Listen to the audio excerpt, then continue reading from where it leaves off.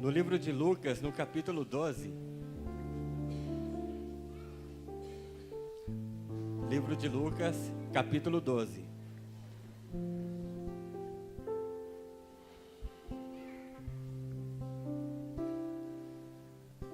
Amém?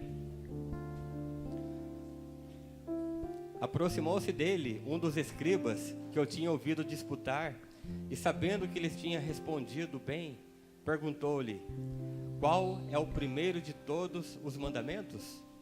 E Jesus respondeu-lhe: o primeiro de todos os mandamentos é: ouve, Israel, o Senhor, nosso Deus, é o único Senhor. Amarás, pois, o Senhor teu Deus de todo o teu coração, de toda a tua alma e de todo o teu entendimento e de todas as tuas forças. Este é o primeiro mandamento. E o segundo, semelhante a este: amarás o teu próximo como a ti mesmo. Não há outro mandamento maior do que estes. Então aqui um escriba, tentando testar Jesus. Jesus ele fala, ame ao Senhor de todo o coração, toda a alma e todo entendimento. E quando nós falamos de amor, muitas vezes, por exemplo, esses dias foi dia dos namorados, Uma pessoa apaixonada por outra, ela faz de tudo para agradar essa outra pessoa. Ela não mede esforço, ela dá um jeito. E ela oferece sempre algo para essa outra pessoa, E aqui nesse versículo fala, de todo o coração, de toda a alma, todo o entendimento. Amar o Senhor, reconhecer que Ele cuida de nós, Ele é que nos provê a cada um de nós todas as coisas. Reconhecer que Ele é o Senhor das nossas vidas. E eu amo tanto ao Senhor, e Ele trabalha em todas as áreas da minha vida. Sei que muitas vezes é um processo. Algumas áreas Ele vem e já toma posse logo. Outras áreas nós somos resistentes. E uma das áreas dessas, é a área financeira, onde é encontrado muita resistência. Mas o Senhor quer reinar também nessa área financeira, para que nós não nos apegamos às riquezas, E nessa área também nós honramos a Ele e provamos o nosso amor para com Ele. E com todo o amor, com todo o entendimento, com toda a alma, com todo o esforço. Então isso é importante, É demonstrar que Ele reinou completamente em nossas vidas, E que essa área é uma delas. Nesse gesto de honra, nesse gesto de reconhecimento de que o Senhor é tudo, para mim, para você, nós trazemos nossos dízimos, nossas ofertas, nossas contribuições, já não mais com aquele peso, com aquela obrigação, perguntando se é 10%, se é mais, se é menos, se é do líquido, se é do bruto, quando que eu faço, quando que eu não faço. E aqui nesse versículo fala, sim, amará pois ao Senhor, mas também fala, amarás o teu próximo. Então uma forma com que nós também honramos ao Senhor nessa área financeira, quando nós abençoamos ao próximo, nós conseguimos enxergar o próximo. E quando nós não fazemos mais nem para o próximo, nós estamos cientes e convictos que é o Senhor quem recebe todas as coisas. Então quando, por exemplo, na sexta-feira eu oferto algo para o bom samaritano, eu não oferto para o bom samaritano, eu oferto para o Senhor. Assim como qualquer outra contribuição aqui na igreja, eu reconheço que eu estou numa comunidade de irmãos, onde tem as suas necessidades, e quando é levantado algum propósito específico, eu quero fazer parte, pois eu não faço para a igreja, eu faço para o Senhor, pois eu amo tanto Ele, com todo o entendimento, com toda a minha alma, com todo o meu coração, que vai ocorrendo não naturalmente, é sobrenatural, pois a nossa humanidade é impossível fazer tudo isso. Mas quando vem o Senhor, o Espírito Santo, e toca em nós, toca no nosso coração, isso não tem limite. Então, nesse momento, gostaria de estar orando pelas ofertas. Pai amado, em nome de Jesus, Obrigado, Senhor, por toda a tua provisão, por tudo aquilo que o Senhor tem feito em nossas vidas. Senhor Deus, nós te agradecemos, ó Pai. Te agradecemos e com gratidão, ó Pai. Gratidão total ao Senhor, ó Pai. Nós devolvemos ao Senhor, ó Pai. Senhor Deus, e não só aqui, ó Pai, neste momento, Pai, mas que a nossa vida toda seja uma oferta para o Senhor. Senhor Deus, em nome de Jesus, nós te louvamos, ó Pai. Eu coloco neste momento cada casa aqui representada, Senhor. Senhor Deus, dê provisão, ó Pai, cada uma delas, ó Pai. Deus, venha, ó Pai, dar emprego, ó Pai. Senhor Deus, alimento, ó Pai. Senhor Deus, e tudo aquilo que o Senhor sabe, ó Pai. O Senhor é Pai, o Senhor cuida de cada um de nós. Senhor Deus, em nome de Jesus, ó Pai, que cada casa aqui, Senhor, seja abençoado, ó Pai. Senhor Deus, em nome de Jesus, ó Pai, o Senhor venha operar, ó Pai, para que quando, ó Pai, tudo aquilo que nós recebermos, ó Pai, tudo aquilo que nós recebermos, ó Pai, isso não vai mudar, ó Pai, quem somos, ó Pai, diante de Ti, ó Pai. Que todos nós possamos, ó Pai, ser gratos a todo tempo, Pai, por tudo, Senhor. E honrar ao Senhor. E honrar ao irmão, honrar ao próximo, Pai. Como o Senhor aqui nos ensina. Em nome de Jesus. Se você trouxe a sua oferta, irmão, pode se levantar. Não só agora, durante todo o culto. Você pode depositar aqui no nosso gasofilácio. E justamente, irmãos, falando de honra, gostaria de chamar aqui nesse momento o nosso irmão, o pastor Brizola, o pastor Eduardo.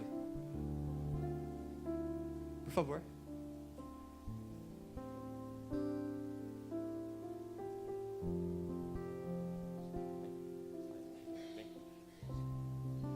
Na quinta-feira, né? Ele fez mais um aniversário.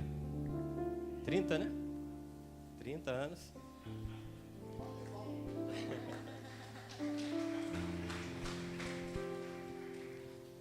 E nesse momento, né, em nome de todo o Ministério Petra, honrá-lo, né, com uma lembrança, com um presente.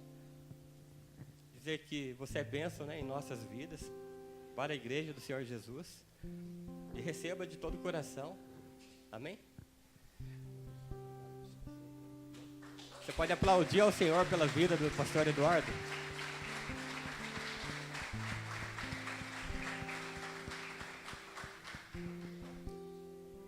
Então, para você ver, né? Eu falei de honra e eu chamei o irmão. Ele até ficou meio assim, meio sem jeito. Porque isso aqui não é... Fugiu, né, dos nossos hábitos. Honrar as pessoas, honrar quem está ao lado. Que a gente não fique preso a datas, né? Não por causa do aniversário, mas que essa vontade de ofertar, de fazer algo para o irmão, possa partir sempre do nosso coração, né? Sempre guiados pelo Espírito Santo. A gente possa fazer mais e mais isso, né? E até vou dar um testemunho aqui para vocês, né? Já fazia um tempo que eu não comia um bom churrasco, né? E já, uma hora vai dar certo. E na sexta-feira, quinta, sexta-feira, a minha esposa, Tânia, ela falou, nossa, vontade de comer um churrasco assim, bem gostoso. Eu falei, não, mais para frente a gente dá um jeito, faz. E por fim, no sábado, eu saí, fui na casa de uma tia, e voltando para cá para deixar meu filho aqui na igreja, no culto de adolescentes, aí o telefone começou a receber mensagens, recebi um convite, fui na casa do irmão, fui, assim, muito, muito, muito bem recebido. Sabe, foi um churrasco, assim, maravilhoso, a conversa, sabe, todo... E não só isso, olha só, ainda sobrou, a gente voltei hoje, olha só. Para terminar com tudo a bênção. E, nossa, e como eu me senti honrado, como eu me senti bem, sabe, com isso. E para você ver, honra não é algo assim, é nos pequenos detalhes. Nossa, como eu agradeci a vida dessa família por ter, né, oferecido isso para nós. Foi um gesto, assim, você olha pequeno, mas você não sabe o valor, né, sabe, a pessoa ter aquele cuidado, comprar, preparar, convidar você, e você vê né, algo verdadeiro partindo de tudo isso. Então, que tudo isso possa ser realidade em nossas vidas todos os dias, né? Que a gente possa sempre dar esse passo à frente, né? Muitas vezes você fala, mas eu quase não fui honrado de alguma forma. Então, mas você tome uma atitude, dê um passo, honre você. Você está quebrando essa barreira, né? Que muitas vezes domina as nossas vidas. Amém? E gostaria de chamar aqui nosso irmão Décio vai ministrar a palavra hoje, nessa noite.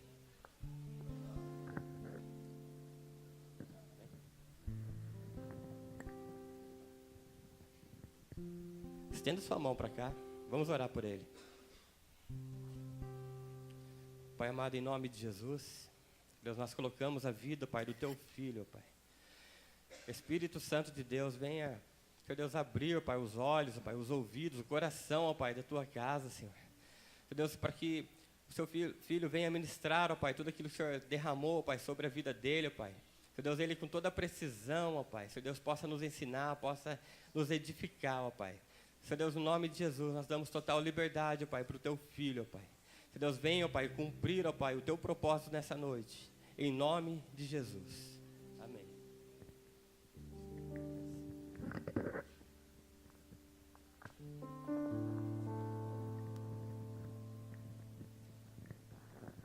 Paz, irmãos. Vocês estão felizes? Deus é bom, né?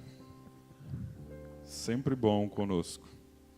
Eu creio que o Espírito Santo já está falando aqui nessa noite. Desde o louvor, a hora que eu cheguei, depois desse ato que nós tivemos aí com o nosso irmão, o pastor Brizola.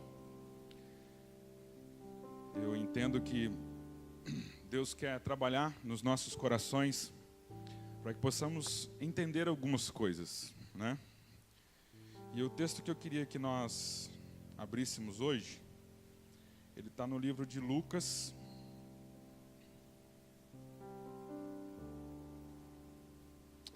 capítulo 7. Abram aí, Lucas capítulo 7.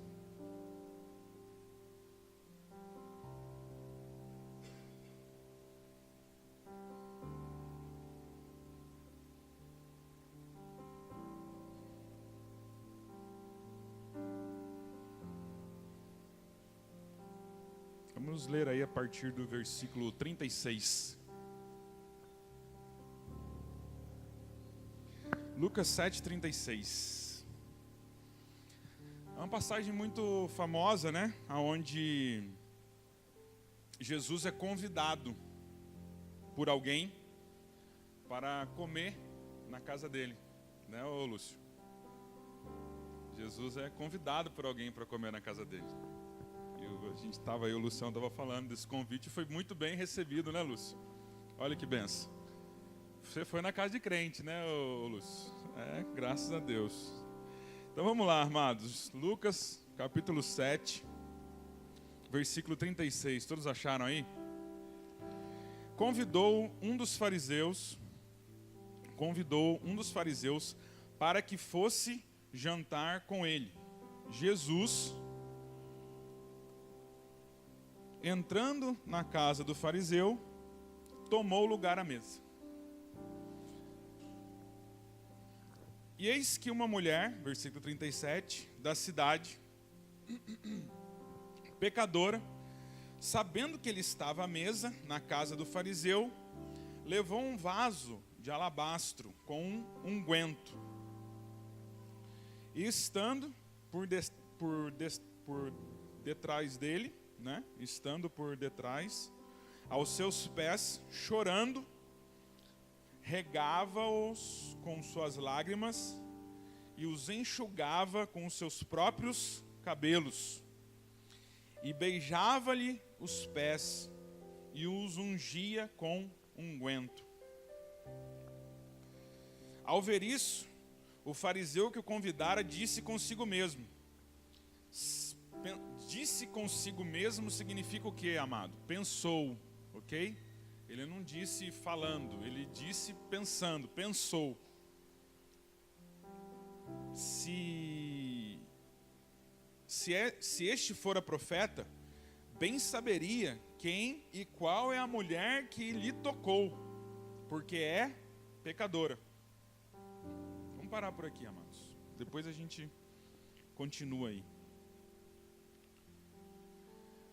Cristo foi convidado por ele para que ele comesse na sua casa. Era costume daquela época que Quando você convidava alguém para comer na sua casa, quando essa pessoa entrasse, um dos seus servos, ou você mesmo, né, quando aquela pessoa se reclinava à mesa, um dos seus servos, ou você mesmo como dono da casa, se dirigisse até aquela pessoa, o convidado, né, que estaria sentado àquela mesa, e nós precisamos entender também, nos contextualizarmos aqui, a mesa não é essa mesa que a gente tem hoje, tá, irmão? Da cadeira, que você senta na cadeira, não.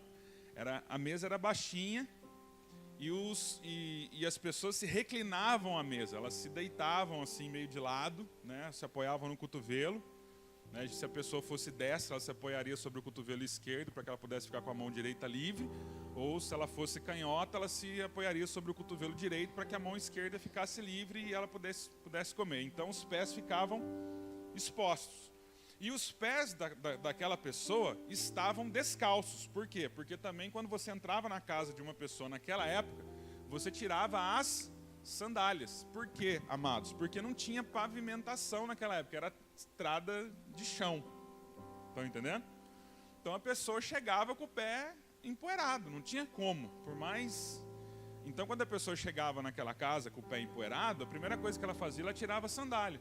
E aí quando ela se reclinava à mesa, né, um servo ou o próprio anfitrião que tinha convidado aquela pessoa, vinha e lavava os pés do convidado, né, para tirar aquela poeira.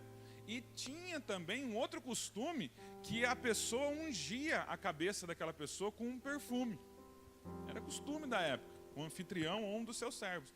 A gente vê essa passagem também, né, entende um pouco mais contextualizada essa situação na ceia.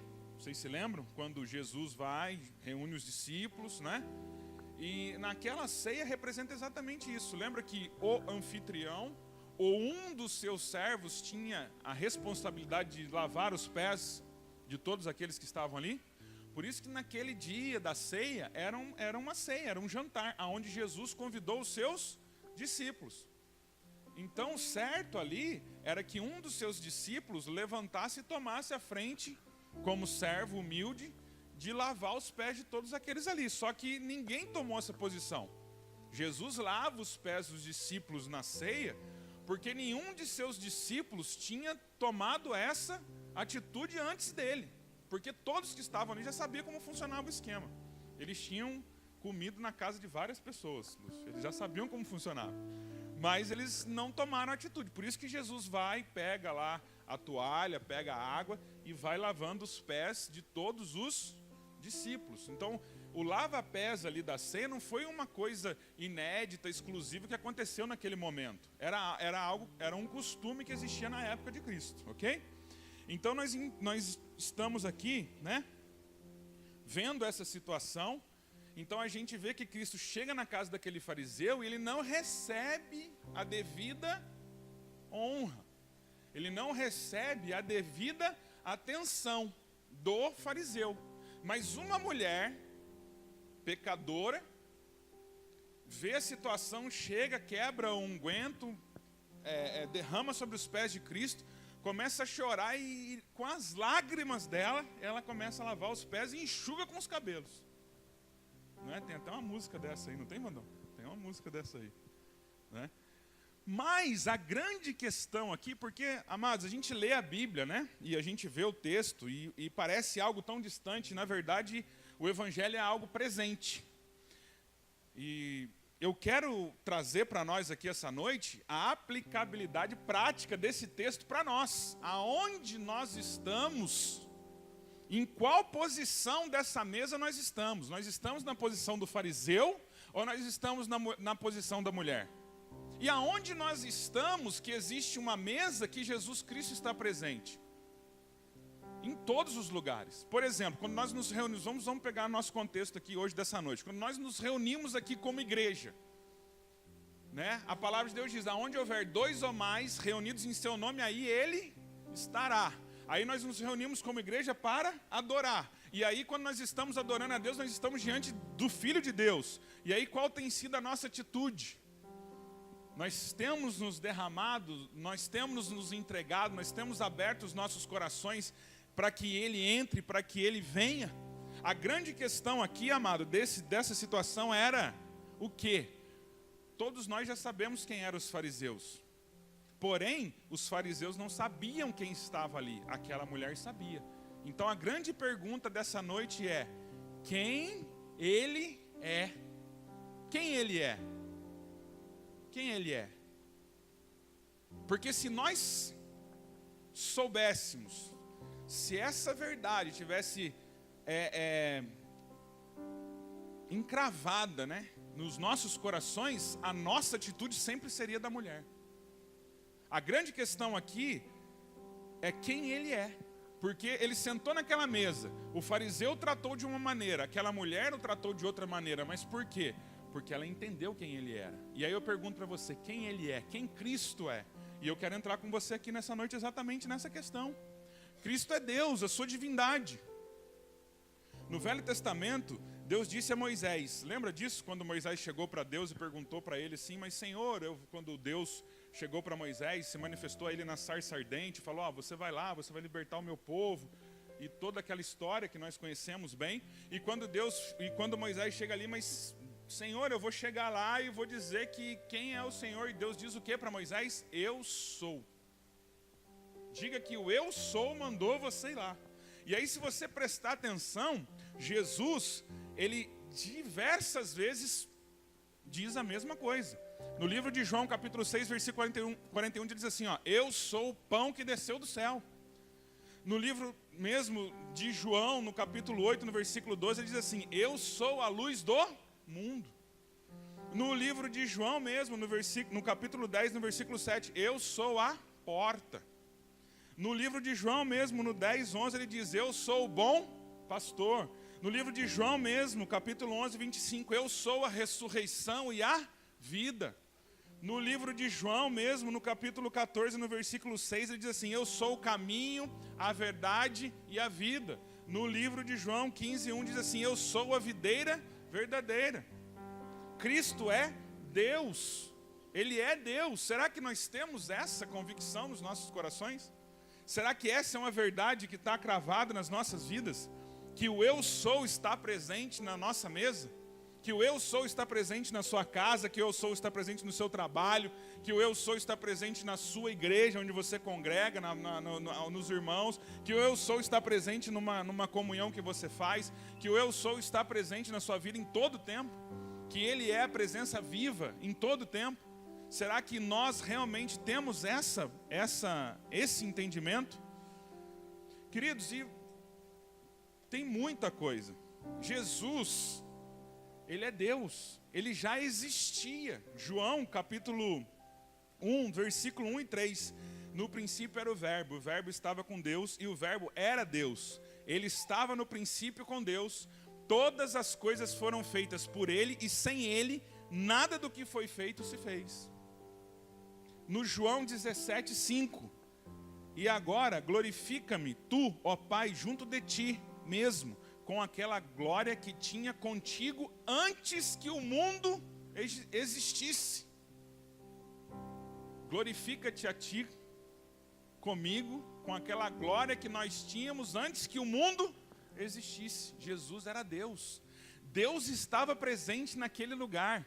Agora você imagina, amados, muitas vezes quando nós lemos a palavra de Deus, nós temos algo automático nas nossas vidas, que quando nós lemos alguma coisa, nós achamos que nós estamos lendo uma história que aconteceu com alguém. Isso é normal em qualquer tipo de leitura. Porém, quando você lê o Evangelho, não é dessa maneira que funciona. Quando você lê o Evangelho, você está lendo a sua história. Até porque Deus sabe de todas as coisas antes que o mundo fosse formado, você já tinha sido projetado por Deus. Por exemplo, a sua onipresença. Ele está em todos os lugares. Mateus 28, 20. Ensinando-os a guardar todas as coisas que eu vos tenho mandado. E eis que eu estou convosco todos os dias até a consumação dos séculos. Agora, como é que Jesus vai estar com o Brizola, com o Sérgio, comigo, com o pastor Lúcio? Como é que ele vai estar com todo mundo? Porque ele é onipresente, ele está em todos os lugares, em todos os lugares. Em todos os lugares, em todos os momentos, em todos os tempos. Isso é uma realidade, isso é algo real, isso é fato, amados. Em todos os momentos da nossa vida, Ele está conosco. É que nós temos uma ideia, né? Que nós temos que combater, que achar que Jesus, que Deus é Papai Noel. Jesus, Deus, não é Papai Noel, amados. Ele é Deus. Ele faz todas as coisas da maneira que Ele quer, como Ele quer, da forma que Ele quer. Não é da nossa maneira, é da maneira dEle. Se eu e você prestarmos atenção, todos os grandes homens e as grandes mulheres de Deus passaram por esse processo. Nós vimos aqui Moisés, citamos aqui Moisés. Qual foi o processo que Deus precisou trabalhar com Moisés para que ele chegasse aonde ele chegou, né? Foi lá, criado como príncipe no Egito, matou o egípcio, ficou 40 anos no deserto, até que Deus se manifestou a ele, e ele ainda relutou com Deus, pediu, negociou, foi o Arão, mas as coisas são feitas da maneira como Deus quer que ela seja feita, amém? Abraão, você viu Abraão sendo chamado em Gênesis 12, e todas as experiências maravilhosas que ele teve, indo para o Egito, o faraó se encantando pela mulher dele, e ele mentindo ali, Deus abençoando ele tremendamente. Se você for prestar atenção, Abraão ficou rico sobrenaturalmente, ele ficou abençoado sobrenaturalmente, porque ele entrou no Egito de uma maneira. Isso está lá em Gênesis 12. Finalzinho do capítulo de Gênesis 12, ele entrou no Egito mentindo, dizendo que a mulher dele era irmã dele, para o faraó não matar ele. O faraó bate os tambores lá com os macumbeiros, descobre a história, chama ele e fala assim, você falou que a sua mulher, sua irmã, você está louco? Aí a gente lendo ali, fala, agora ele morreu, né? Não, senhor, não, senhora. O faraó vai lá dar servo, serva, camelo, ovelha, tudo abençoa ele sai do Egito prosperado, irmãos. Não sei nem se existe essa palavra prosperado, mas está aí. Sai próspero, né? Sai próspero do Egito. Está entendendo? E ele vai caminhando, passa por essa experiência maravilhosa. Depois ele vai lá, peleja com 318, peleja contra 5 reis, é vitorioso. Até que ele chega em Gênesis 15, já passando por todas essas coisas maravilhosas. Em Gênesis 15 você encontra um Abraão desesperado. Por quê? Porque ele precisava entender que Deus era onipresente, era onisciente. Porque muitas vezes também você me escuta falar isso aqui, você fala assim, meu Deus, mas será? Amados, todos nós precisamos ter a revelação de Jesus a cada dia, amém? Não existe uma pessoa no mundo hoje que esteja pleno. Até porque se ele estivesse pleno, já teria sido arrebatado, amém? Todos nós estamos em um processo, prossigo para o alvo, né? Para a medida da plenitude de Cristo. Então nós temos que prosseguir. Eu estou dando um exemplo para você de alguns homens de Deus, para que você possa se enxergar, para que você possa se ver, né? Você vai ver o Abraão tendo experiências tremendas com Deus, e todas essas experiências que eu falei para você do Egito, dele pelejar, amados, se ele pelejou com 318, né? Eu fico louco, né? Com esse negócio de 318. Deixa eu falar. Ele pelejou com 318 pastores. 318 pastores da casa dele. Ele pelejou contra 5 reis. Se você for fazer para a gente não ser aqui sensacionalista, tá? Para sermos pessoas normais, para a gente nivelar por baixo, vamos dizer que cada um desses reis tinham 1000. Para a gente ser realista. Eu creio que tinham mais. Eram no mínimo 5.000. Foram 318 contra 5.000, e ele prevaleceu com 318 pastores. E Abraão, o que Abraão sabia de guerra e luta e peleja, irmãos? Nada. E ele ganhou. E ele pegou os despojos de 5, ou seja, lembra como é que ele já era abençoado lá na cena do Egito? Depois ele pegou os despojos de 5 reis. Você imagina como ele não ficou. Daí aparece a pessoa de Melquisedeque, ele dá o dízimo, aquela história toda. Porém, ele passa por todas essas situações, mas quando ele chega em Gênesis 15, tendo experimentado todas essas coisas, ele já está desesperado de novo. Porque você vai ver que em Gênesis 15, Deus fala para ele, Abraão, tudo bem, boa noite, e ele desespera, mas Deus, eu estou sem filho, aquela história toda que nós já conhecemos. Ele começa a ficar desesperado diante de Deus, aí Deus vai lá, dá um sossega-leão nele, manda ele fazer um sacrifício, ele faz, corta lá, todo mundo, né? Ele começa a enxotar os urubus que vinham querer comer o sacrifício, né? Aí Deus vai e coloca ele num sono profundo, e ali Deus fala com ele, Abraão, deixa eu dizer uma coisa para você. São 400 anos.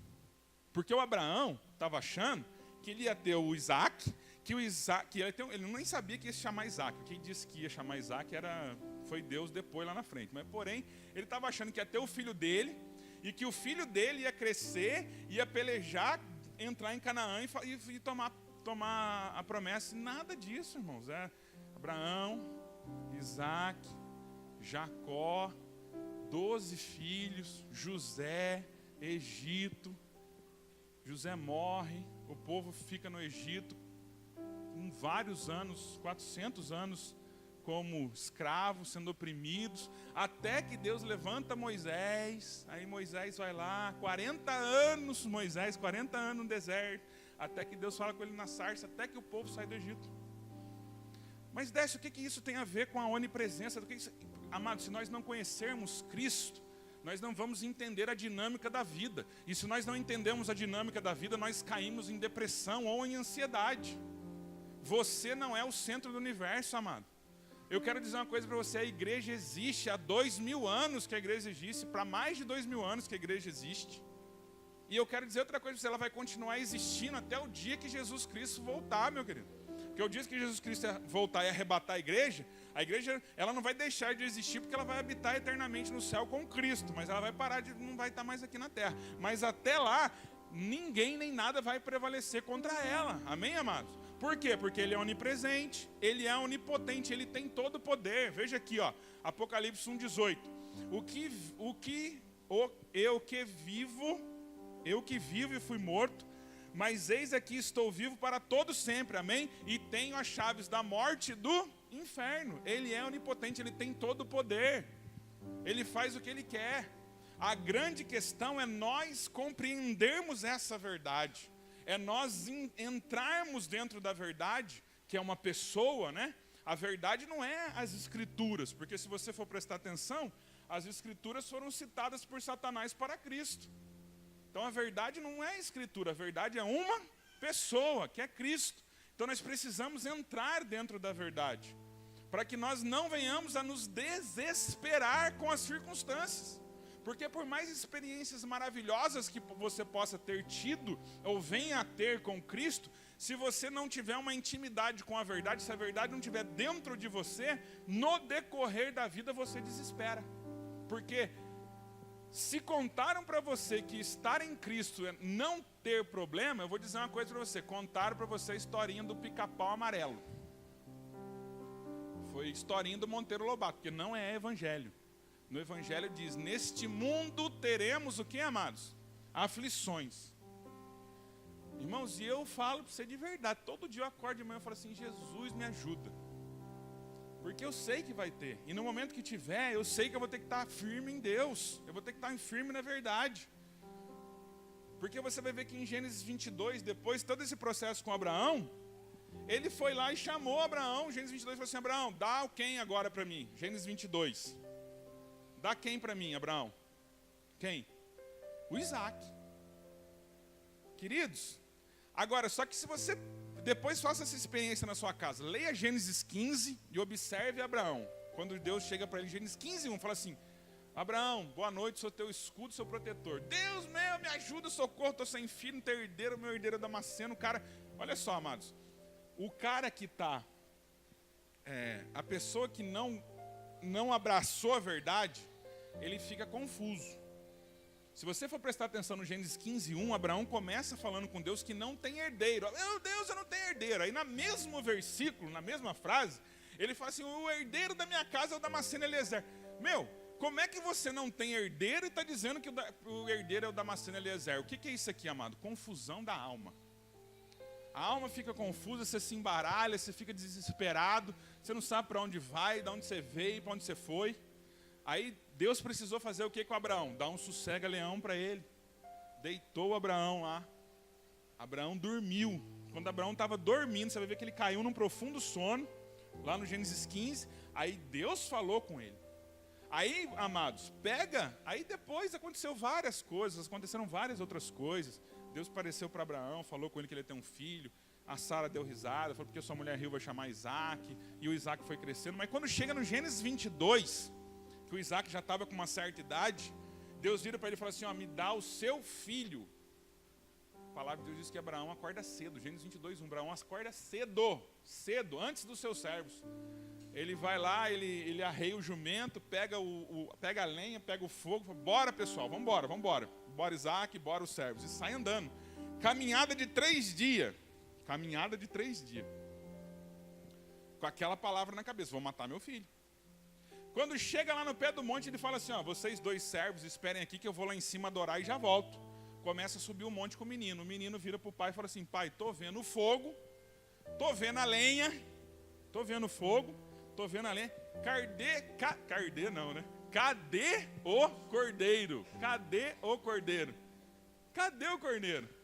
Cadê o cordeiro, Brizola? Ah, Abraão já cai no chão, chora, começa a rolar, né? Come terra. Não, amados. Sobriamente, Abraão responde assim, Deus proverá. Meu Deus do céu, gente. Meu pai amado do céu. Eu fico lendo isso, eu tremo, porque eu vejo José e falo assim, não vai. Não rola. Mas é um processo. Nós estamos num processo. E nós precisamos, e aí a maior questão de todos, nós precisamos permitir o processo. Nós precisamos permitir o processo. Né? Nós precisamos deixar com que Deus trabalhe nos nossos corações, amados. E para Deus trabalhar o trabalhar de Deus no teu coração, põe uma coisa na tua cabeça. Não tem nada a ver com o que o pastor falou aqui, com o que o irmão falou. Amados, o que o pastor falou aqui, o que os irmãos trazem aqui são apontamento, é a palavra da verdade. Mas se nós não pegarmos essas verdades e não aplicarmos ela na nossa vida, no nosso dia a dia, nós não permitimos o trabalhar de Deus. Permitir o trabalhar de Deus é deixar com que Deus trabalhe em nossos corações todos os dias. Todos os dias. Em todas as coisas que nós fazemos. Se você está trabalhando, você tem que permitir que Deus trabalhe ali no teu coração. Se você está estudando, você tem que permitir que Deus trabalhe no teu coração. Se você está se relacionando com a sua família, você tem que permitir que Deus trabalhe no teu coração, amados. Porque quando Deus trabalha e faz o processo, e você permite o processo, porque Deus ele não muda. Jesus Cristo, que é Deus, ele é o mesmo hoje, ele é o mesmo ontem, hoje e eternamente. Isso está escrito aonde? Hebreus 13:8. Jesus Cristo é o mesmo ontem, hoje e eternamente. Ele não mudou. O Deus que trabalhou na vida de Abraão, de Isaac, de Jacó, de Moisés, de Gideão, de Davi, é o mesmo que trabalha nas nossas vidas, amados. Todas aquelas coisas que foram escritas lá servem de apontamento, de símbolo para nós. Nós precisamos nos identificar com as coisas certas, é claro, e deixar com que Deus trabalhe nas nossas vidas. Precisamos permitir que Deus trabalhe nas nossas vidas. Precisamos permitir. Nós precisamos permitir o trabalhar de Deus nas nossas vidas, porque Deus, Ele é, Jesus Cristo, Ele é onipresente, Ele é onipotente, Ele é onisciente, amém? Ele tem um conhecimento ilimitado de todas as coisas. Olha a onisciência dele, João, capítulo 21, versículo 17. Disse-lhe, aqui é o episódio do Pedro, né? Vocês se lembram do Pedro. Antes que o galo cante, tu me negará 3 vezes. Batata, né, irmãos? Você lembra dessa? Batata, né? Pedro nega uma, Pedro nega 2, Pedro nega 3, né? E Jesus Cristo é crucificado. E depois, quando Cristo ressuscitou, e estava por aí, a gente vai ver essa questão, e estava por aí, se apresentando com o corpo glorificado, Jesus Cristo pega o Pedrão aonde? Aonde? Pescando. Vocês lembram disso? E o que significa Pedro pescando, gente? Olha só, gente. Ele tinha feito o quê? Negado 3 vezes. Negou 3 vezes. Tipo assim, negar 3 vezes é aquela, sabe, Vandão, que não tem como. Tipo assim, você vai dar uma pisada na mão. Não, mas você vai negar 3 vezes, cara. Você era Jesus, você andava com aquele cara. Eu não, nunca vi mais magro aquele lá. Você não andava com aquele cara? Eu não, que eu não sei quem é esse candango aí. Você não andava... que é isso, aquele cara lá, aquele louco lá, pendurado na cruz, sai fora, você está tirando um cara de otário? Perdão pela palavra. Porém, ele negou 3 vezes. E depois de negar 3 vezes, ele voltou a fazer o que ele fazia antes. Lembra quando Jesus chamou Pedro pela primeira vez, ele estava pescando. Ele nega Jesus 3 vezes e volta a fazer o quê? Pescar. Tipo assim, tudo que esse cara falou, tudo que eu vi, milagre, multiplicações, eu vou voltar a fazer o que eu fazia antes. E voltou, Pedrão foi pescar. E aí Jesus, ressurreto, volta, na praia, tromba quem? Pedrão. De novo. E estava pelado ainda. Se você for prestar atenção, ele estava pelado, pescando pelado. Aí Jesus, né, é o não é discipulado, né? Discípulo, isso aí é outra história. Mas se você for prestar atenção, Jesus Cristo estava, Pedro estava sem roupa pescando. Não sei porquê, sei lá se era costume, confesso que eu não sei, mas ele estava sem roupa. E aí ele estava pescando lá, Jesus pinta na praia, ele vê Jesus, se enrola num pano, pula, vem nadando atrás de Jesus. Chega lá, Jesus põe um peixão para ele, né, assado na brasa. Não é verdade? Peixão assado na brasa. E pergunta, Pedro, tu me amas? E ele vai, amo, Senhor. Tu me ama? Pergunta 3 vezes. E aí no final ele fala assim, agora gente, imagina, um cara que tinha negado 3 vezes, abandonado tudo que ele tinha aprendido com Cristo. Por quê? Porque ele estava fazendo o que ele fazia antes. Ele não só negou, mas ele voltou a fazer o que ele fazia antes. Aí quando Jesus aparece para ele, pergunta 3 vezes para ele se ele ama, no final Jesus fala assim para ele, então Pedro, apacenta as minhas ovelhas. Agora, amados, olha isso, que forte, gente. Olha isso, e ele é o apóstolo Pedro, queridos. O apóstolo Pedro, né, um dos pais da igreja. E nós, muitas vezes, quando damos uma, digamos assim, uma derrapada na curva, a gente já fica todo cabisbaixo, fica ruim. Amado, por que você está ruim? Você pecou, você desanimou, você se entristeceu. Quero dizer uma coisa para você. O onipresente, o onipotente, o onisciente, o imutável, que sabe de todas as coisas, está dizendo para você essa noite, volta, pode ficar de pé, não esquenta a cabeça não, porque eu te amo. Nós, amados, damos muito mais importância para os nossos deslizes do que o próprio Deus. E você sabe por que nós damos importância para os nossos deslizes? Fundamento de orgulho. Querido, queridão, queridona, né? Queridinhos de Jesus. Você acha que Deus não te conhece? Não sabe a cara ungida que você tem de peroba? E Ele te ama, meu querido. Você tem filho, você tem filha? Pega o seu, eu tenho filha, a filha chega, não faz isso. Ela vai lá, faz exatamente o que você disse para ela não fazer. Aí dá a zica que você disse que ia dar, te vai quebrar, quebrou. Né? Porque você falou que não era para fazer, daí foi lá, fez, quebrou. Aí chega com aquela cara de, né, boi lambido. Ô pai, mas eu falei. Agora, queridos, por causa disso, deixei de amar como filho, alguém deixa de amar como filho, porque errou? Agora você acha que você ama mais o seu filho do que Deus te ama? Então, amados, nós precisamos deixar com que essa verdade realmente entre nos nossos corações. Querido, se você derrapou, se você desanimou, se você aconteceu alguma coisa, eu tenho uma notícia para te dar. Jesus não está nem aí. Você viu Pedro? Negou 3 vezes, pelado pescando. Olha que desgraça. Pescando pelado, imagina a situação. Jesus foi lá, pegou ele pescando pelado, falou, seu Pedrão, vem cá, vamos aí. Fez um peixe para ele, me ama, apacenta meus ovelhas. Acabou, amados, acabou. Agora, por que com você e comigo você acha que é diferente? Por que nós colocamos tantos empecilhos, tantas barreiras, tantos achismos, tantas coisas? Só uma coisinha que eu falo para você, orgulho. Orgulho. Você, na verdade, acha que você é muita coisa e você não é. A verdade é essa. Nós achamos que nós somos muito. Não, meu Deus, eu não acredito que eu fiz isso. Pois é, Deus acredita. Inclusive, Ele já sabia antes que você fizesse que você ia fazer. Fiz. Beleza, querido. Tá arrependido? Levanta e anda, vamos embora. Vai ficar parado por quê? Ele é onipresente, Ele é onipotente, Ele é onisciente, Ele é imutável. Será que quando Jesus chega na sua mesa, você enxerga tudo isso? Será que Jesus, quando chega na sua mesa, você enxerga tudo isso? Porque, amados, se nós enxergássemos todas essas... Então, tem muita coisa aqui ainda. Olha isso, irmão. As obras de Deus foram realizadas por Cristo. Ele criou todas as coisas. João, capítulo 1, versículo 3. Todas as coisas foram feitas por Ele, e sem Ele, nada do que foi feito seria feito. Nada do que foi feito se fez. Ele é o Criador de todas as coisas, amados. Ele não só cria, como ele sustenta todas as coisas. Colossenses 1,17. E ele é antes de todas as coisas, e todas as coisas subsistem por ele. Subsistir é sinônimo de sustentar.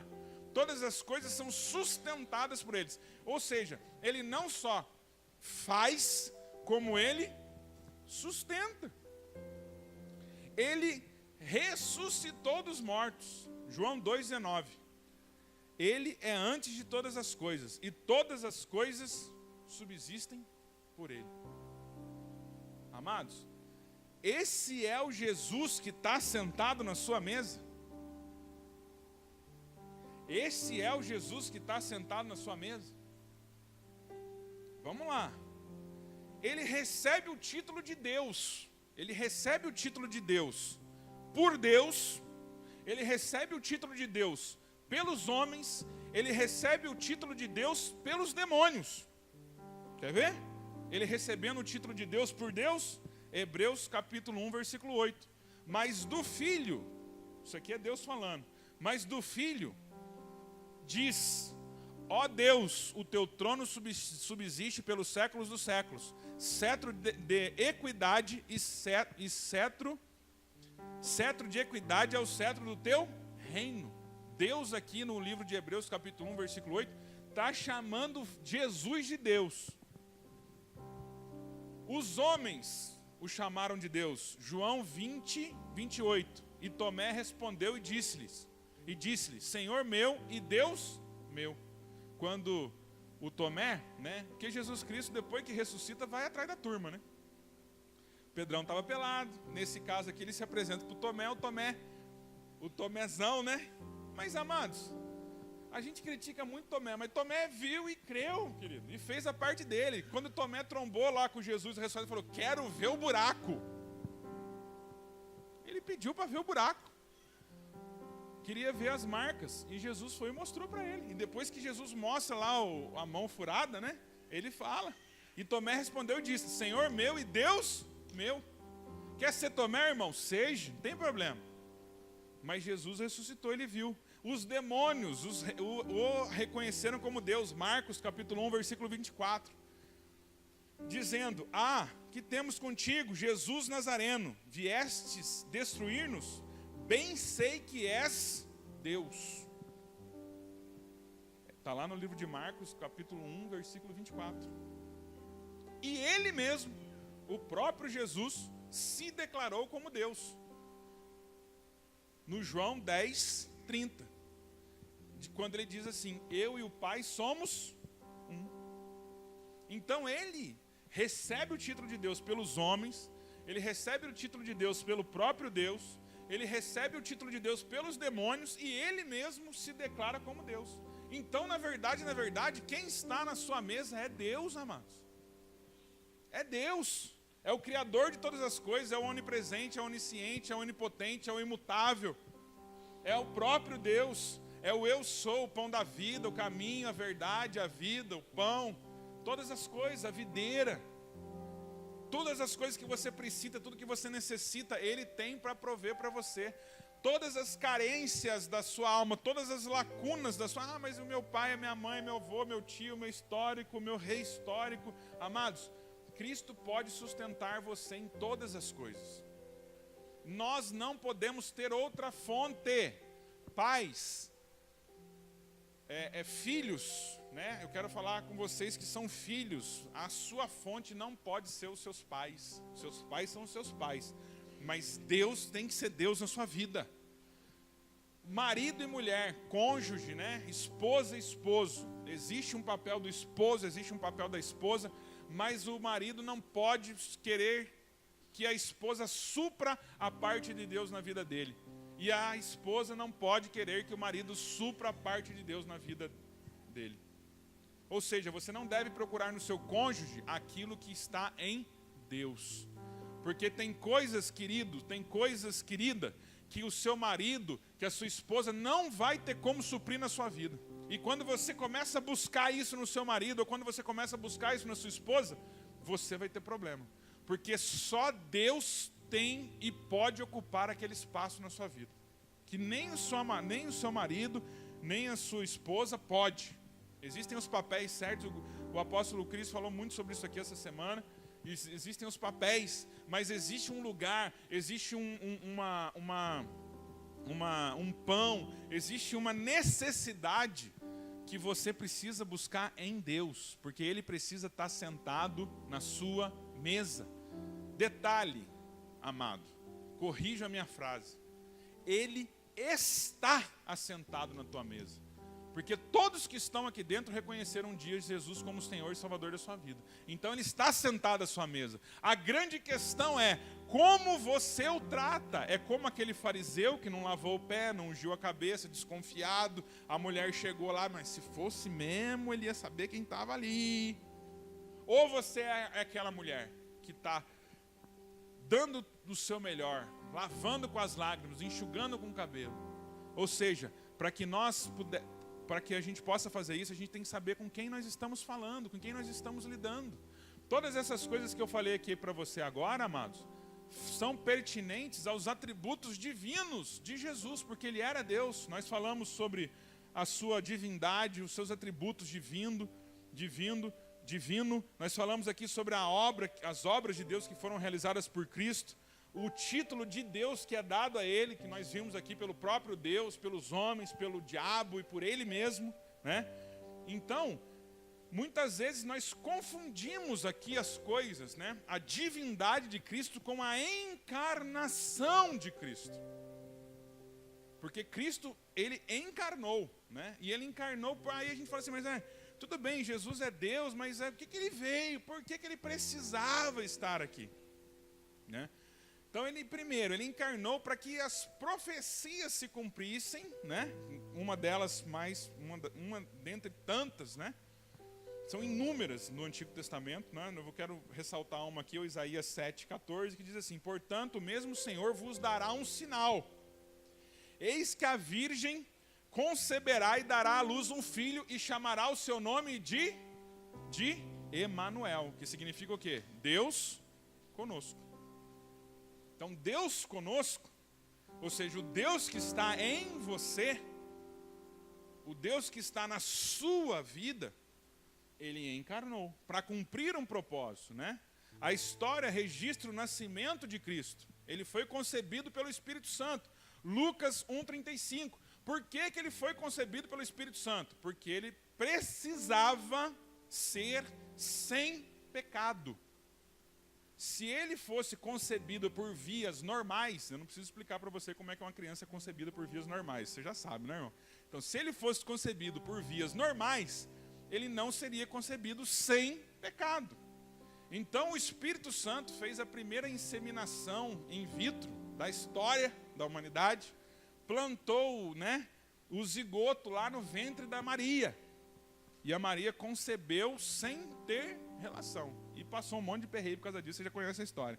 Isso está lá no Lucas 1,35. Ele nasceu de uma virgem, né? Confirmando a história que eu disse, Mateus 1,23. Ele era homem de fato.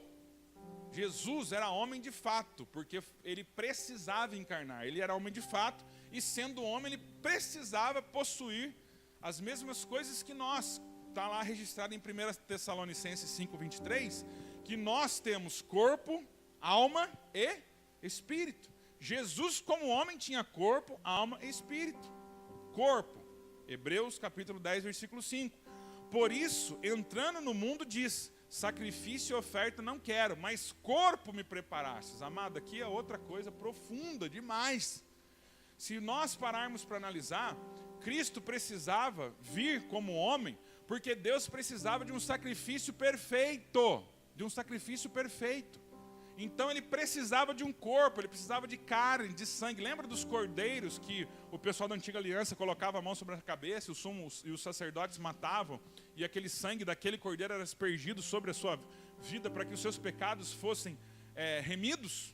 Jesus, Ele se fez carne para que Ele pudesse ser sacrificado de uma vez por todas, por todo o pecado da humanidade. todo homem e mulher que o aceita hoje tem imediatamente os seus pecados perdoados, porque ele foi feito corpo para que o seu e o meu pecado fosse perdoado. Mas ele não deixou de ser Deus, porque ser Deus é o que nós acabamos de ver, a sua divindade, a sua onipotência, a sua onisciência, a sua imutabilidade, né? O seu cargo, o seu título de Deus que foi dito por ele mesmo, por Deus, pelos homens, pelo diabo, como nós acabamos de ver. Mas ele precisava encarnar. E muitas vezes isso se confunde nas nossas cabeças. Cristo como Deus e o Cristo encarnado. O Cristo encarnado precisava vir para que o corpo existisse, para que o pecado fosse aspergido. Então ele tinha um corpo, ele tinha uma alma, Mateus capítulo 26, versículo 38. Então lhes disse, a minha alma está cheia de tristeza até a morte. Isso aqui é Jesus falando. Ficai aqui e vigiai comigo. Quando Jesus vai lá e pede para que os discípulos orassem, enquanto ele estava lá no jardim orando, Getsemane. E ele tinha um espírito. Lucas capítulo 23, versículo 46. E clamando Jesus com grande voz, disse, Pai, nas tuas mãos entrego o meu espírito. E havendo dito isso, expirou. Então Jesus encarnado tinha corpo, tinha alma, tinha espírito. Esse é o que está sentado à sua mesa? É ele que se assenta à sua mesa? Para que ele vem na forma humana? Primeiro, revelar o Pai. João 14, 9. Disse-lhe Jesus, estou há tanto tempo convosco, e não me tens conhecido? Felipe, na hora da ceia, Felipe, lembra disso? Ceia. Um dos discípulos, Felipe, levanta e faz aquelas... Teve várias situações na ceia, né, gente? Muito engraçadas. Né? A do Tomé, a do Felipe, teve a do Pedro, teve a do João, né? Então aqui tem a do Felipe. Disse-lhe, porque Felipe virou e falou, mostra-nos o Pai, e isso nos basta. E ele fala assim, disse-lhes, Jesus, estou há tanto tempo conosco, e não me tendes conhecido, Felipe? Quem vê a mim, vê o Pai. Como dizes tu, mostra-nos o Pai? Aí, amado, falando daquela questão da onipresença, da onisciência, da onipotência, de nós realmente termos esse Deus assentado à nossa mesa, olha a confusão, né?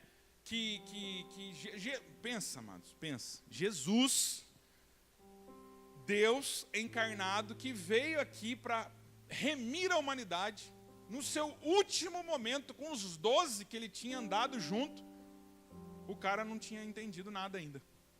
Se ele sendo Deus, não se desesperou, para quê? Para que eu e você não nos desesperemos com as nossas situações adversas, amados. Se a coisa está preta, se a coisa está complicada, se a coisa está crítica, não entre em crise, pelo amor de Deus. Porque ele veio aqui, deu exemplo para mim e para você. Se nós parássemos para analisar o trabalho de Cristo, Deus encarnado, durante todos aqueles anos, né, que ele andou aproximadamente 3 anos com aqueles 12, se nós fôssemos analisar o trabalho dele na ceia, a gente daria 0, porque ninguém sabia nada. Mas ele se desesperou? Ele se desesperou? Não. Por quê? Porque ele sabia que Deus, porque ele era Deus onipresente, onisciente, onipotente, e todas as coisas entrariam no trilho, porque não somos nós que fazemos, mas é ele que faz. Então todas as coisas que ele passou, porque nós estamos falando agora da encarnação dele. Por que ele encarnou? Por que ele esteve aqui entre nós? Para servir de exemplo em todas as coisas para nós. Então ele, sendo o próprio Deus, olhando para os discípulos, ele fala assim, meu Deus, que coisa louca, né? Por que muitas vezes nós surtamos quando nós vemos alguma coisa que não deu certo? Amado, se não deu certo, primeira coisa que você faz, aonde que eu pequei? Faz análise. Identificou o lugar que você pecou? Se arrependa, peça perdão. E mude a sua atitude. E descanse em Deus. Não entre no labirinto da tua alma, porque daí você vai ser complicado. Porque olha como Cristo agiu, né? Ele tinha vindo para revelar o Pai, e no dia final, vamos dizer assim, na janta final, na despedida, né? Estou aqui, pessoal, fiz o meu trabalho, milagre, cura, ressurreição, não sei o quê, os discípulos sentados ali, daqui a pouco viram lá, Jesus, mostra-nos o Pai, isso nos basta. Felipe, eu estou com você há tanto tempo, cara, e você não viu ainda, quem vê o Pai vê a mim. Sim, estão entendendo? Aí você fala, mas para que isso, Décio? Para que eu e você venhamos a entender. Ah, mas Jesus não era Deus? Jesus era Deus, amados, mas nessa situação ele está encarnado para... Ele não deixou de ser Deus, mas ele precisava encarnar para cumprir as profecias. E quando ele estava encarnado, tinha uma alma, tinha um corpo, tinha um espírito, como eu e você. Todas as situações pelo que ele passou servem de exemplo para mim e para você. Então nós tiramos proveito de todas essas coisas. Então aí a pergunta que a gente tem que estar com ela na cabeça do início até o final dessa mensagem: quem está sentado na sua mesa? Lembra que o texto base nosso hoje é aquela mulher... Jesus foi convidado para jantar na casa dos fariseus, você sentou à mesa. O cara não lavou o pé dele, não ungiu a cabeça dele, mas aquela mulher quebrou o vaso, lavou os pés com os cabelos, porque ela sabia quem ele era. E nós precisamos trazer isso para a nossa vida hoje. Será que nós sabemos quem está à nossa mesa? Nós sabemos quem está à nossa mesa? Nós precisamos entender quem está à nossa mesa. Nós vimos Cristo como Deus, agora estamos vendo Ele encarnado. Tinha corpo, tinha alma, tinha espírito. Veio para revelar o Pai, primeiro. Segundo, aniquilar o pecado através do seu sacrifício pessoal. Uma das grandes obras dele. Por isso que nós vimos lá isso junta o corpo com a aniquilação do pecado. Porque Deus, quando estava falando lá no livro de Hebreus, ele falava assim, eu não quero mais oferta, não quero mais sacrifício, por isso que eu formei Cristo, um corpo, para que pudesse ser o sacrifício perfeito.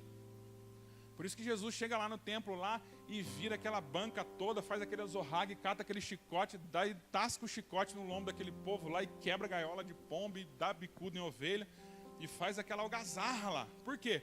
Porque ele estava cheio já, amados, daquele negócio. Porque ele se tornou corpo para que pudesse fazer o sacrifício perfeito. Aniquilar o pecado através do seu sacrifício pessoal. Hebreus capítulo 9, versículo 26. De outra maneira, necessário lhe fora padecer muitas vezes desde a fundação do mundo. Mas agora, na consumação dos séculos, uma vez se manifestou para aniquilar o pecado pelo sacrifício de si mesmo. Querido, o sacrifício do corpo de Cristo, aquele corpo que foi pregado lá na cruz, que recebeu uma coroa de espinho, que foi dilacerado com um chicote, que foi pregado nos pés, nas mãos, depois teve a lateral furada com a lança, aquele sacrifício remiu o pecado de toda a humanidade, do começo até o final. Porque ele desce no Hades e resolve a pendenga de todo mundo que morreu antes dele. Como que funciona isso aí? Depois você pergunta para o Cris, ele te explica. Mas dali para frente, amados, aí nós estamos aqui, era da graça, e todos os pecados foram perdoados. Perfeito, perfeição. Foi um sacrifício perfeito. O seu pecado está perdoado, o pecado dos meus filhos está perdoado, os filhos dos meus filhos, os filhos dos filhos dos filhos dos filhos dos filhos dos filhos dos meus filhos, até o dia que Jesus voltar. Tá, foi perfeito, não precisa mais nada. Não precisa nada, o seu pecado foi perdoado. Se você o aceita e o recebe, o seu pecado foi perdoado. Então ele precisou encarnar para revelar o Pai, para aniquilar o pecado, destruir as obras do diabo. 1 João 3,8. Quem comete o pecado é do diabo, porque o diabo peca desde o princípio. Para isto o Filho de Deus se manifestou, para desfazer as obras do diabo. Amém, amados? Faço a pergunta de novo. É Ele que está sentado à sua mesa? É Ele que está diante da tua presença? O que vai dizer, amado, quem está sentado à sua mesa, não são os seus lábios, mas é a sua atitude. E a sua atitude, querido, não pense você que ela vai ser interpretada pelos homens. Os homens, eles têm até eles vão até um certo nível de interpretação de atitude. Mas eles podem ser enganados. Nós podemos ser enganados facilmente. Né? No nosso relacionamento mesmo, por exemplo, vou falar aqui de mim e do Brizola. Eu não me lembro agora, na mente, de ter encontrado com o Brizola fora daqui. Me lembro uma vez de ter encontrado com o Brizola fora daqui, consequentemente, um dia que quebrou meu carro lá em Taubaté, e o Brizola foi lá dar uma força no negócio da bomba, mas isso faz anos. uns 2 anos mais ou menos, 1 ano, mas 2 anos mais ou menos. Depois disso eu não me lembro de ter encontrado com o Brizola em outra situação fora daqui. Então eu vejo o Brizola aqui. O Brizola é uma benção, legal, divertido, dá risada, abraça, beija, conta história, gente fina. Agora, eu não posso, por esse tempo que eu tenho com o Brizola, eu não posso dizer o que o Brizola é. Quem pode dizer o que o Brizola é ou o que o Brizola não é? Quem? Deus. Porque ele é onisciente, ele é onipresente, ele é onipotente. Então nós precisamos entender e compreender isso. Nós precisamos entender e compreender isso. O que vai definir quem está sentado à tua mesa, amados, são as suas atitudes. E as suas atitudes desde a hora, não é as suas atitudes que você tem aqui dentro do culto, não. É as suas atitudes da hora que você levanta até a hora que você vai dormir. E eu digo para você, talvez nem mesmo a minha esposa, que é a pessoa que mais convive comigo, pode falhar no discernimento dela. Porque eu passo uma boa parte do tempo sem estar perto dela. Por exemplo, ela está lá em Moreira trabalhando, eu estou trabalhando, ela também não consegue discernir as minhas atitudes. Talvez um pouco mais, mas não consegue. Mas Deus consegue. Deus vê, porque nós aprendemos, Ele é onisciente, Ele é onipresente. Então quem vai definir quem está sentado à tua mesa, não são as suas palavras, mas são as suas ações. O que você faz quando você está adorando e honrando a esse Deus que nós estamos vendo? Por que aquele fariseu não conseguiu ter o discernimento? Porque talvez ele não entendia. Nós vimos agora aqui a sua encarnação, né, as principais coisas que ele veio fazer dentre tantas: revelar o Pai, aniquilar o pecado, destruir as obras do diabo. A obra dele, a obra de Cristo, ela é citada desde Gênesis, amado, até Apocalipse. Você vai ver lá que quando o homem está sendo, digamos assim, convidado a retirar-se do jardim, né, por Deus, as consequências, ele ainda fala para a mulher que da mulher nasceria um descendente que pisaria a cabeça da serpente. Então Jesus já foi citado ali. Na porta de saída, Deus já estava falando: fica tranquilo que vai ter retorno. Porque Deus é amor, amados. Você leu o livro de Gênesis? Sim ou não? Você vai ver que dá o grosope lá com Adão e com a Eva, lembra? E Deus começa a falar as sentenças, fala para o homem primeiro, porque ele era responsável: a terra produzirá abrolhos, tal, do suor do teu rosto comerás o pão. Lembra disso? Gênesis? Daí quando ele vai falar para a mulher, ele fala: com dores dará a luz, mas de ti nascerá um descendente que vai pisar a cabeça. Ali Deus já falou ali, vai ter Jesus, vai dar tudo certo. A grande questão é você ver, você entender e você honrar, né? E aí ele fala, e daí depois passa a história, a gente vai lá ver de novo. A arca de Noé, né?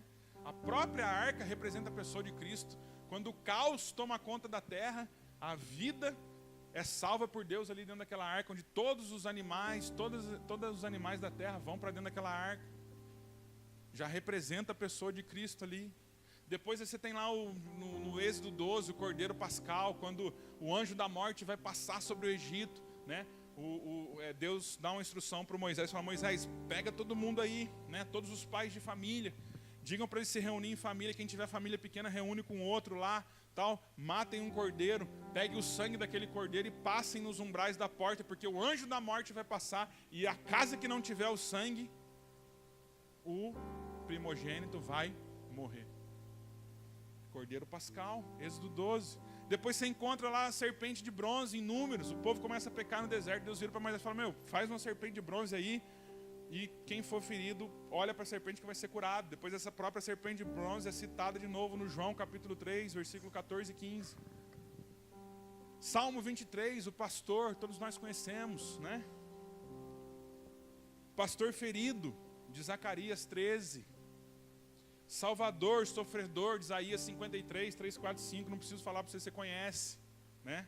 Jesus ali, Rei da Glória, Salmo 24. Então toda a história, todo o contexto, ele está sendo exaltado, ele está sendo citado, ele está no centro das atenções.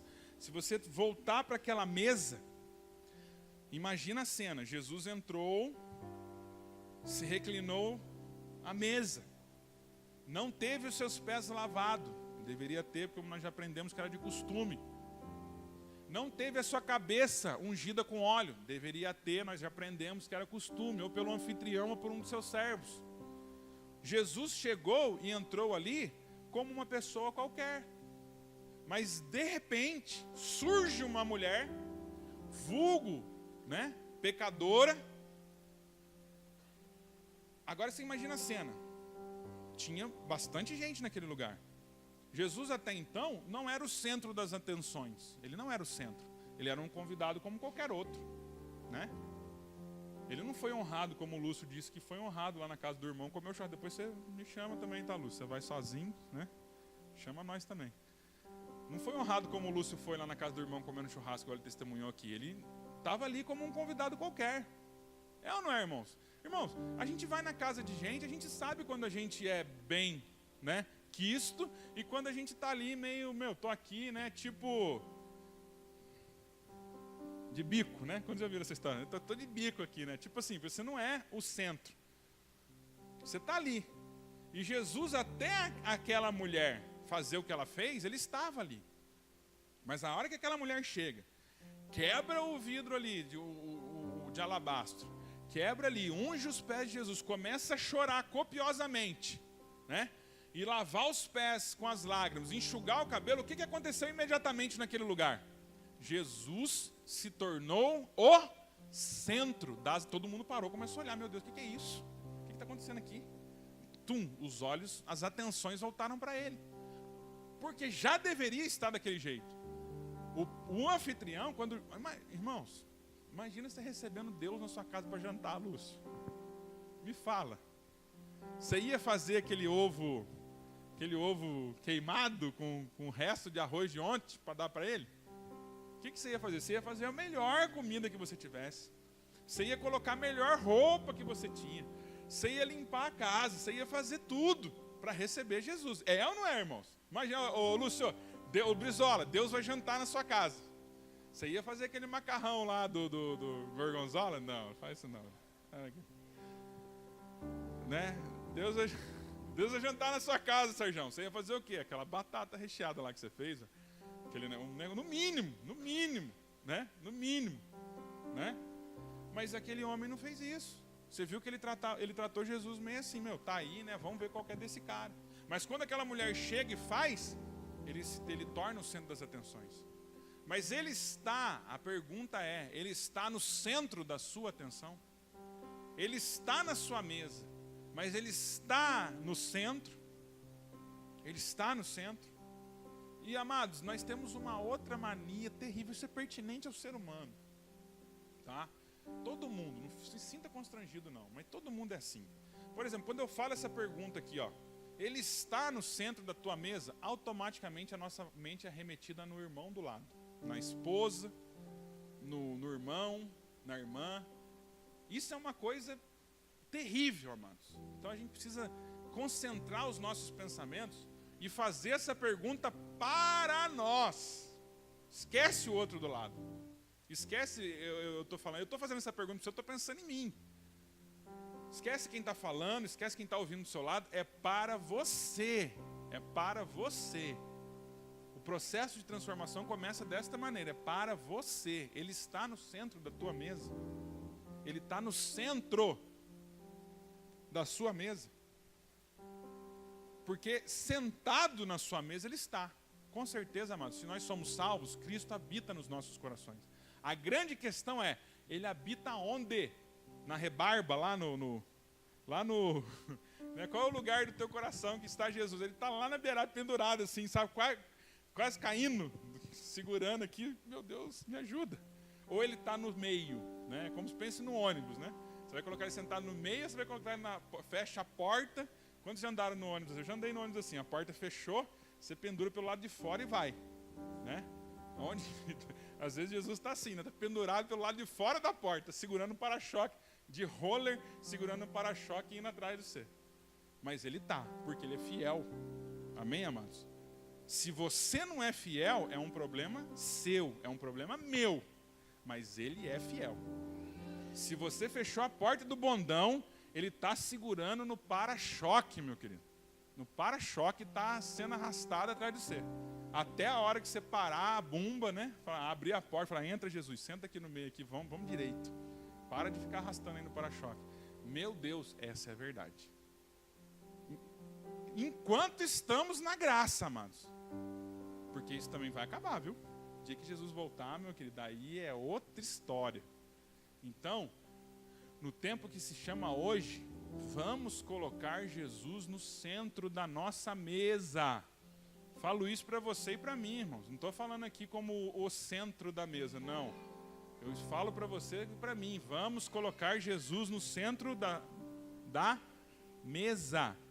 Ele morreu? Morreu. Para que ele morreu, irmãos? Por que ele morreu? Porque ninguém é salvo pela vida.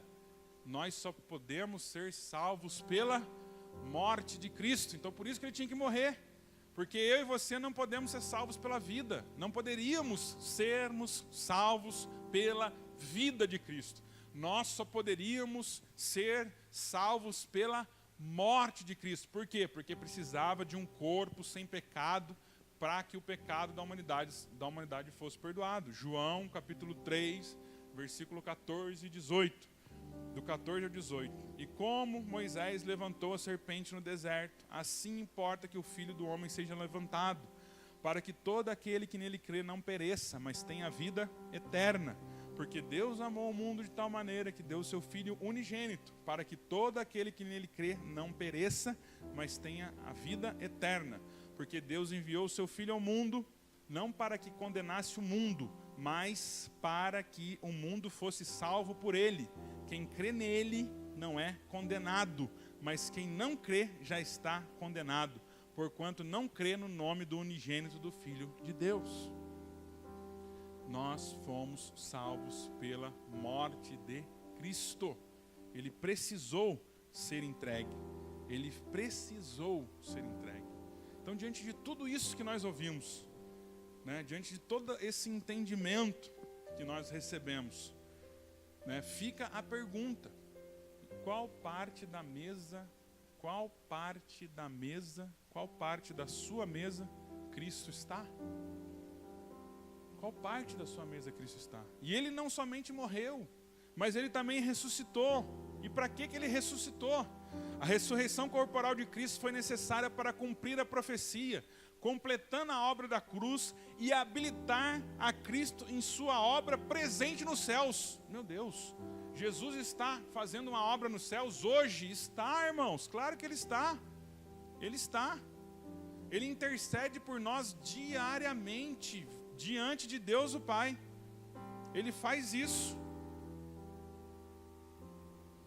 Ele faz isso. Depois que ele ressuscitou e ele foi assunto aos céus, ele tem ofícios hoje lá em cima. Ele ainda está lá intercedendo por nós de dia e de noite. Cristo ainda é o sumo sacerdote. Ele é o sumo sacerdote hoje que está ali constantemente. Deus, quando olha para a humanidade, ele olha através da perspectiva de Cristo. Mesmo nós, olha isso, irmãos, mesmo quando ele não está no centro das nossas mesas, quando Deus olha para nós, nós estamos no centro do coração dele. Porque ele é fiel, ele não pode mentir, ele faz isso por nós. Ele faz isto por nós. E aí a pergunta é: o que nós fazemos? O que nós fazemos? Quem ele é? Aonde ele está? Como ele está? Como ele está? Essa é uma pergunta que nós temos que ter em mente. Como ele está? Aonde ele está sentado? Nós estamos ungindo a cabeça? Nós estamos lavando os pés? Nós estamos trazendo ele para o centro? Ou nós estamos tendo a atitude daquele fariseu que chamou para comer, mas, ó meu, senta aí na beirada, aí, tá vendo a esquina ali, ó? Senta ali na esquina ali.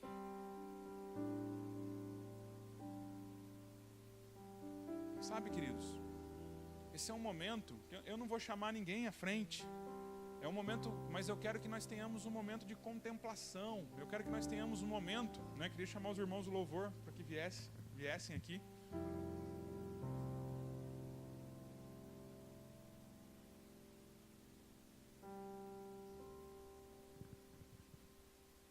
os irmãos vão estar adorando aqui. Eu queria que os amados apagassem a luz. E nós tivéssemos um momento aqui. Porque, queridos, entenda uma coisa. Nós vimos aqui. Eu vou me apegar aqui à questão do Pedro. Vou me apegar aqui à questão do Pedro, que eu estava dizendo. Negou 3 vezes. Negou 3 vezes. Abandonou o ministério. Estava lá pelado pescando. Jesus ressuscitou, corpo ressurreto, pintou na praia, fez um peixe assado para ele, perguntou 3 vezes, tu me amas, tu me amas, tu me amas, eu te amo, então apacenta as minhas ovelhas. Amados, Deus não está, porque muitas vezes nós ouvimos uma mensagem dessa, e a nossa cabeça automaticamente começa a receber várias acusações.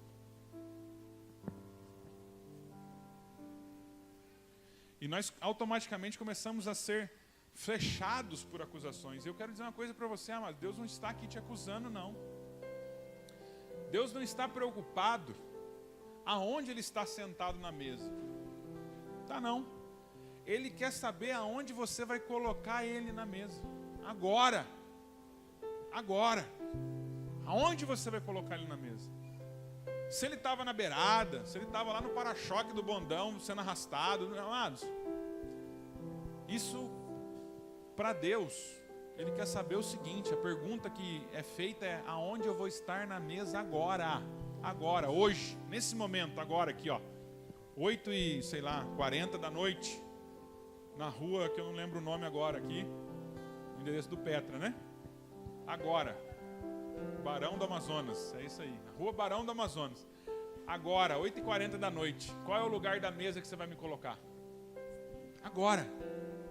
É agora. Não é amanhã, não foi ontem, é agora. Qual é o lugar da mesa que você vai me colocar? Qual é? Então coloca Ele no centro, amado. Porque quando Ele está no centro, você não fica perdido. Quando Ele está no centro, você não fica abandonado.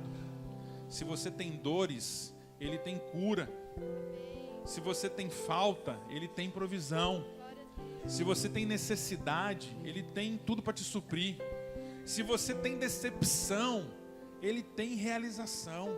Porque Ele é Deus. E Ele quer te suprir. Põe Ele no centro. Põe Ele no centro. Você é livre, amado. Se você quiser ficar sentado, fique. Se você quiser ficar de pé, fique. Se você quiser vir aqui à frente, pode vir. Se você quiser se ajoelhar, se ajoelhe. Faça o que você for tocado por Deus para fazer. Mas eu peço algo, desesperadamente. Ponha Ele no centro. Ponha Ele no centro. Aquela mulher chorou, lavou os pés, limpou com o cabelo, ungiu.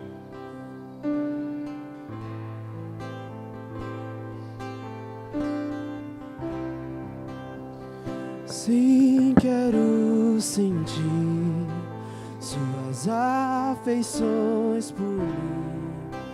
Não preciso me esconder, oh não.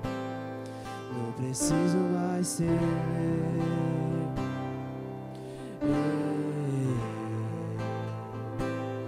Não preciso mais temer.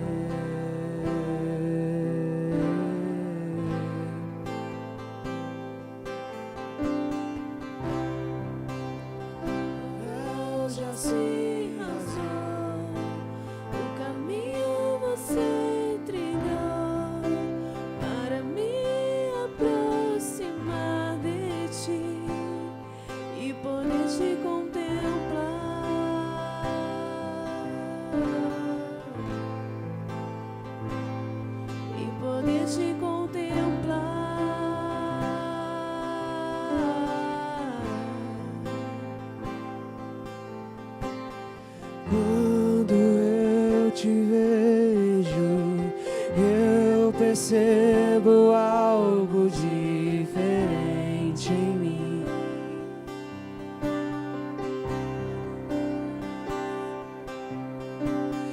Quando eu te contemplo, eu me torno cada vez mais semelhante a ti, Jesus.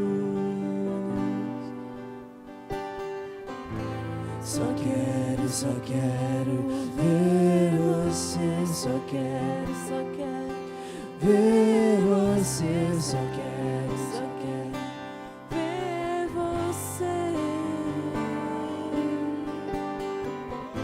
Só quero ver você, só quero ver você, Só quero ver você.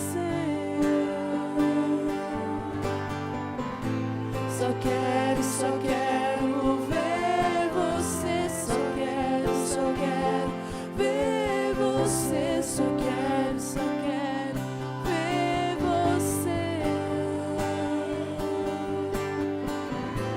Só quero ver você. Só quero ver você. Só quero ver você.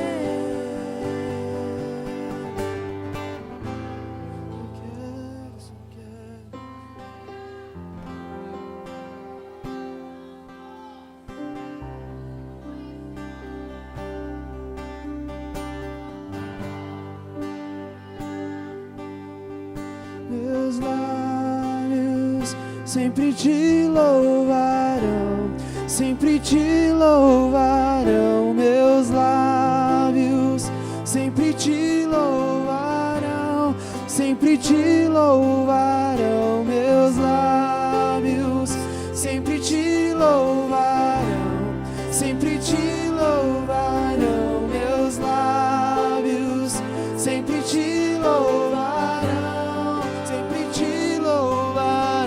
Meus lábios sempre te louvarão, sempre te louvarão. Meus lábios sempre te louvarão, sempre te louvarão.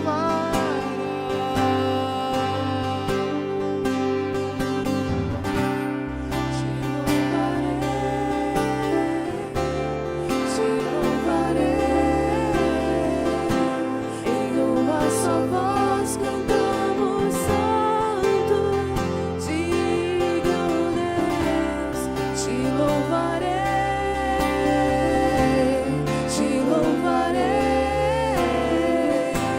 em uma só voz cantamos santo, digno Deus.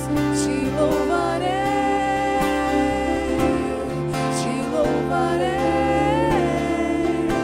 em uma só voz cantamos santo, digno Deus,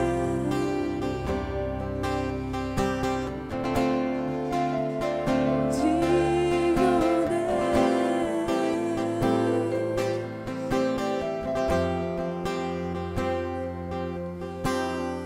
Honra, glória, força, todo o poder, ao Rei seja o louvor, ao Rei seja o louvor. A honra, a glória, a força, todo o poder, ao Rei seja o louvor, ao Rei seja o louvor. A honra, a glória, a força, todo o poder, ao Rei seja o louvor, ao Rei seja o louvor.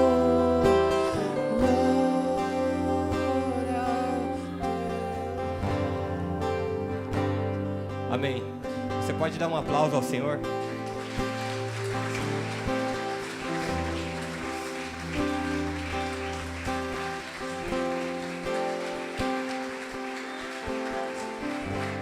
Pai, obrigado, Senhor, pela tua palavra, Pai. Obrigado, Senhor, pela vida do teu filho, Pai, como bem falou nessa noite, Senhor.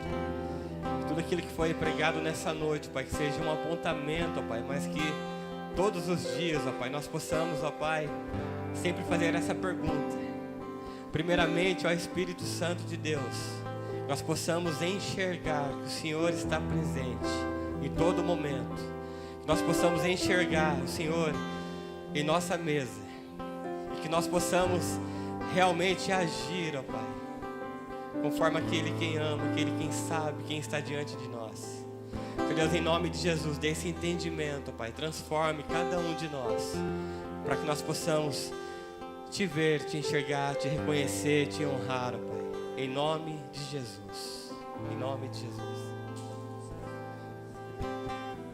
Pode acender, por favor.